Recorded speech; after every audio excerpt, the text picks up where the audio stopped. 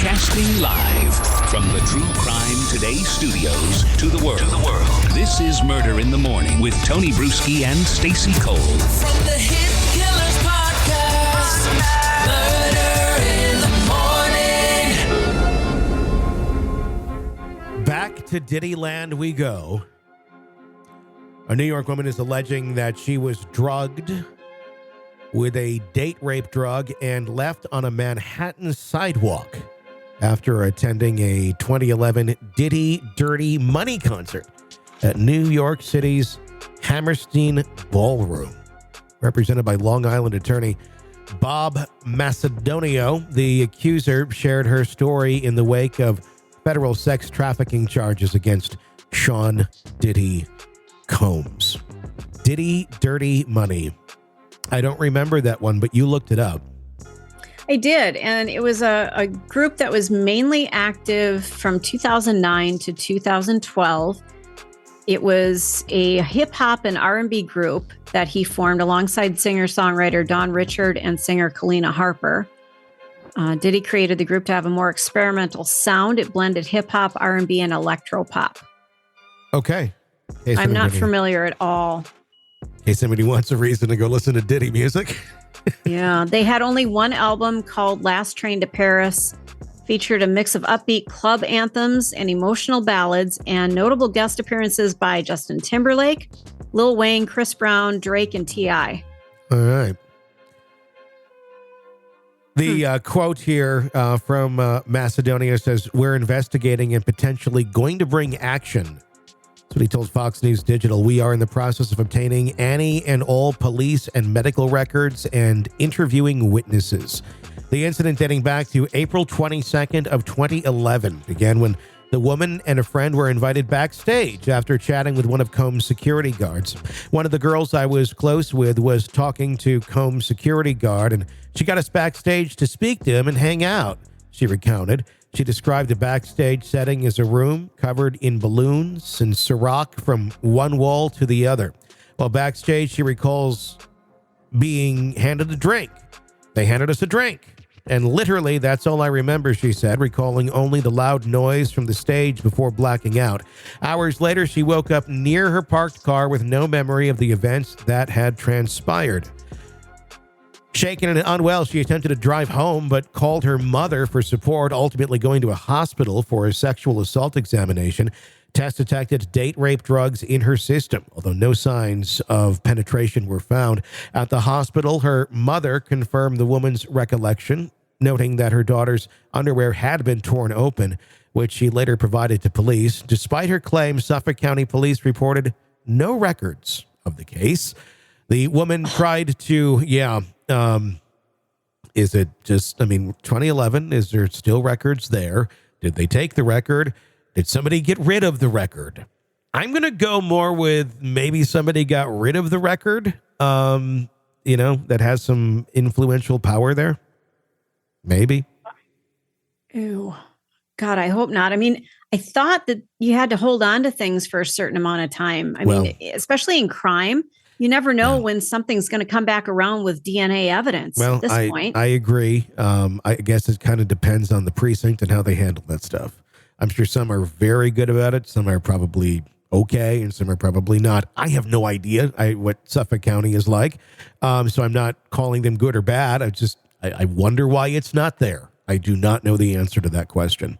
The woman tried to piece together what happened by contacting unfamiliar numbers, adding to her phone that night, but her attempts yielded minimal information. This guy was like, "Oh, you were fine," she said. "I said, no, I was not fine. Somebody slipped me something." Nobody wanted to say anything. Macedonia requested her medical records earlier this year, but the hospital reported her general records had been purged in accordance with state laws. However, the attorney noted that sex assault examination records are stored differently, and he is working with his clients to obtain them specifically. The woman said recent allegations against Combs prompted her to take legal action, as she has struggled with the lingering trauma of not knowing exactly what happened. "Not knowing what happened to me, that really messes with your brain," she stated. "Now to hear all that stuff that came out, it's horrific, especially if this man did stuff to younger kids."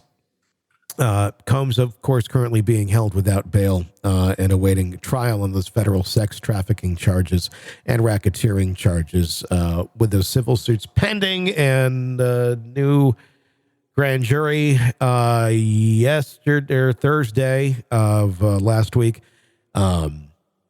And some very interesting testimony out of that, which we can talk about as well. But let's start with this. So I was just looking up where I am in Wisconsin, the retention period for medical records, it varies, but general health care providers, physicians and physician assistants are required to maintain patient health care records for at least 5 years from the date of last entry. The vet clinic that I worked at, we kept records for 7 years. Veterinarians, things are a little different in that field, obviously.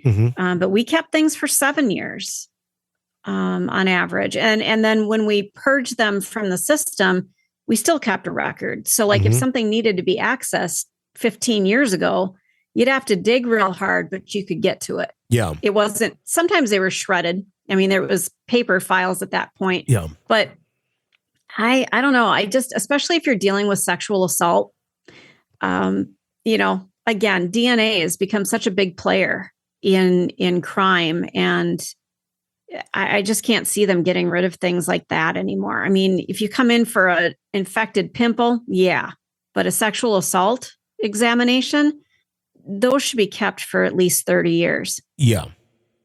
That's just me throwing a number out, but I just don't see any reason to get rid of that. You may find that person 20 years down the road because somebody did a DNA test. Well, exactly. I mean, all of your points are completely valid. I guess it's a question, A, did it happen? Because if there's no records anywhere of all these different places, did it happen? If it's all these different places the records are missing, then the other option there, I would say, is that somebody got rid of them on purpose. And that would be what I would be shocked if, somebody's kind of trying to cover their tracks, they wouldn't go and try to have these sort of things covered up. So I think it could totally be that too. And 3, incompetence. Just how things are sometimes where people don't have records of things that they should. And that many years ago, I don't know. I mean, all these places over these years, they switch systems to this and that. And even digitally, I've had records go missing because something doesn't work right or this or that. And we probably all have if we actually look into it. Yeah. So I don't know. There's a lot of reasons why those records may not be there. Hopefully they do uncover them, though, because, I mean, it's an accusation. I mean, with all the accusations against him, not surprised. Sounds pretty legit. The things that in a case like this, what they're going to be looking for, because you got to prove it, would be the description of the place. Like she described it, there were Ciroc bottles all over the wall. And I'm sure she could probably give a much greater description as well. And if there's anything that they can go back to and look at for images of that actual event, does that describe what the place was like? 100%. And then beyond that, other people that were there, what can they say about what happened? Not necessarily the assault. They probably were not aware of that, but can they recollect other things that would have occurred that evening that were not part of the actual crime? That at least puts the victim there. And then beyond that, that's where it gets real tricky with something like this. If they get the kit, that will be very good. That will be very helpful. And the evidence of the kit. If they don't, that's going to be tricky again to prove what happened here. What they do have certainly going for them is momentum and track record. Yeah. So it really, it will certainly increase odds of one going, well, it's a pattern of behavior. Well, boy, do we have a pattern. Holy crap. Yeah. Just where there's smoke, there's fire. I get that he is a celebrity. He's worth a ton of money, but now the floodgates are open, and a lot of these people who are saying these things, they have been associated with him. It's not like some rando off the internet goes, oh yeah, I was assaulted by Diddy. No, these are people who actually worked with him, who have come forward saying, I have a story too. Exactly. It's really ugly. It is very ugly. And it just keeps getting worse. I mean, here's the thing. I mean, we've seen other celebrities, be accused of things like this. We've seen it where then, more come on. R. Kelly would be the, I think, last one. I mean, unless you count like Jeffrey Epstein. But if you're talking just about a celebrity, more people come. Cosby, there's one where a lot more kept coming. Mm-hmm. This is that on a far grander and more malicious scale. And I feel like Cosby's reach wasn't as great. And not because he wasn't a big celebrity, but I just don't think that there were that many victims. There was a lot of victims. There was a lot of victims with Cosby. Yeah, there were a lot, but by comparison, okay. If you're like, okay, I see what you're saying. Compared to Diddy? Yeah. Okay. Yes. I should have clarified, but yeah, that's what I'm thinking is, and plus Cosby wasn't touring. He wasn't going to other countries all the time. And he didn't have multiple companies and parties that he was at. Diddy had famous parties. Everybody knew about him. Cosby kind of kept to himself, No, yeah, I mean, in ways, but I mean, it's just, I think my point is this is just such a huge number of people that are just continue to come in. Yeah. I don't think anybody's seen anything like it. It's insane. Every single day there is new claims. And, it was like that to a certain extent with some of these other ones, but not like this. This is on a whole other level, and it's all coming out into the open. And, again, like I said, I'm sure with that many, you're going to have some that are not real, not true. But when you have volume like this, it certainly shows a pattern. It certainly shows there's something, there's a lot of smoke, and there's some fires somewhere. And we are certainly going to be finding out, where they are and what they are. And I think we're going to be very disturbed by a lot of that. Another thing in Diddy land, what do we got here?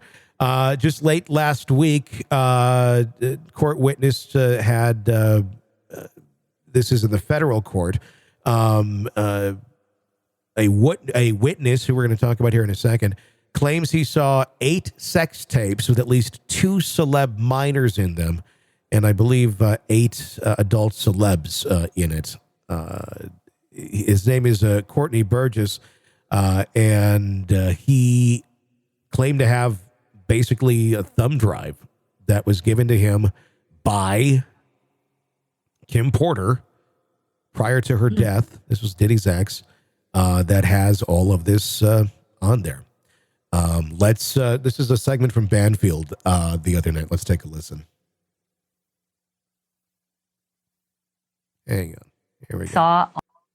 Statements include descriptions, and those statements include descriptions of what the witness says he saw on those tapes. So I asked him about that, and he answered what he could, given the limitations imposed on him after testifying before the grand jury.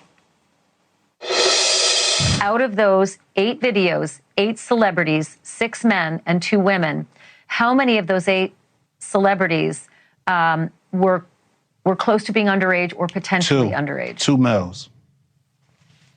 2 males.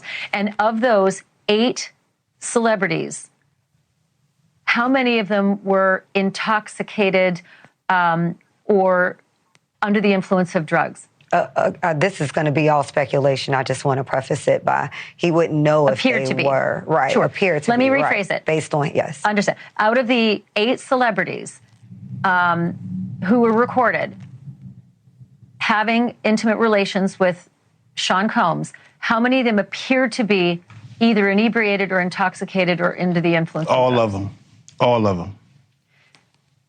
out of those 8, how many appear to be potentially victimized? How many might have been victimizing? I think all, to be honest, all. Were victims or were perpetrating? Victims. They were, all 8 were victimized. Yeah, meaning this was happening to them and they were inebriated. Right. Not knowing, I guess, how much proof it was in it, what they was doing. And of those 8, how many seemed to be potentially minors? 2 to 3, possibly 3. It's Banfield on News Nation having that conversation there with Courtney Burgess, who testified before a federal grand jury. Wow. With all of that. And, you can only say so much to Ashley, but in front of that grand jury, names were named. And the flash drives, I'm sure if they exist, which we don't have confirmation on. ISO pure zero. Turn that down. But if they do exist, they have it. It is in the possession of the federal authorities, and they're going to be going through it, and they're going to be looking at who these celebrities are and what's going on, and going from there.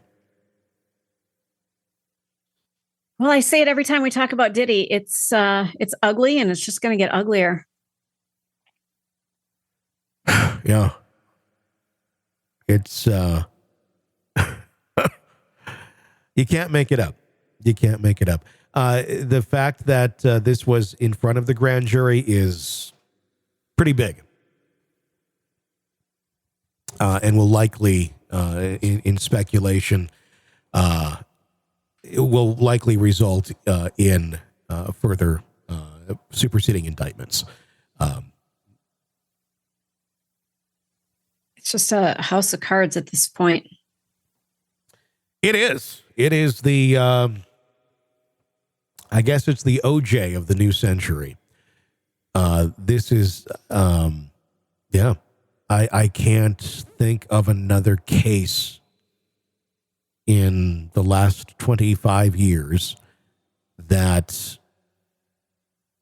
in the world of celebrity, I'll say, not politics, but celebrity, that is like this. No. That is Thank to God. This level of holy shit. And this is far bigger than OJ. But it's just holy shit. Big. Just wait till those celebrity names drop. Yeah, and I really wonder when they're going to drop. Could you imagine this? If they drop them like at Christmas, like on Christmas Day, like, by the way, woo, and then everybody's like with their families and shit. It's like, oh my God. That would be amazing. Wow. It'd be better than Santa coming down the chimney. Please, Santa, bring me that gift this year. All right, true crime addicts, let's cut the crap. You're knee-deep in the gory details of your favorite podcast when suddenly a commercial hits like a bad meal. Seriously? You deserve better. Upgrade to True Crime Today Premium Plus on Apple Podcasts, where you can binge without those annoying ads. Plus, get extended interviews that go deeper into the darkness and early access to episodes so you can be the first to know. It's like trading up from fast food to fine dining, but with more blood. So, go ahead. Search for True Crime Today Premium Plus on Apple Podcasts. Subscribe and feast on the good stuff.